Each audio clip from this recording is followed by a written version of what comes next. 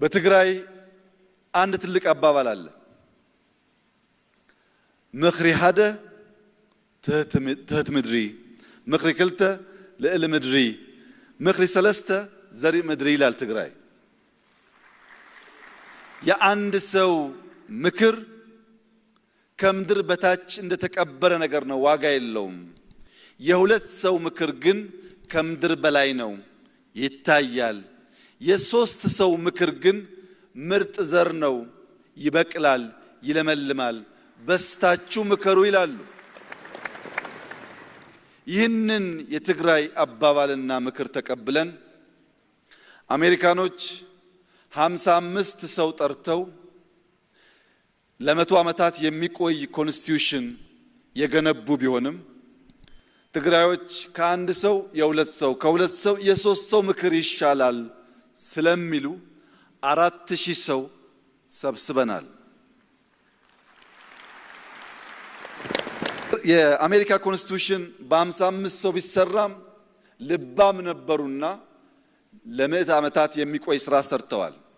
የኛ 4000 ሰዎች ከነሱ በላይ ከነሱ በተሻለ ጊዜ ይበልጥ ልባም ሆነው ሁሉን ወገን መላው ኢትዮጵያን የሚሰበስብ ምክክር ቢያደርጉ በቀጣይ የሚኖረን ህገ መንግስት ከዚህ ቀደም እንደለመድነው የመጣ ሁሉ የሚቀደው ሳይሆን እኛ በ4000 ጀምረናል። በ10000 ምክክር ሳያደርግ አንድም ሰው መቀየር አይችልም ማለት ነው። እኛ 4 ዓመት ተመካክረናል። 8 ዓመት ሳይመካከር መቀየር አይችልም ማለት ነው። ስለዚህም ዛሬን ሳይሆን ነገ ዘልቆ የሚሄድ ለትውልድ የሚበጅ ምክክር ውይይት እና ውጤት እንድናመጣ አንድ ቁልፍ መልእክት አለኝ። ያም ቀፎዋን የጣለች ንብ ማር አትሰጥም። ማር ለመስጠት በቀፎ ውስጥ መቆየት ያስፈልጋል።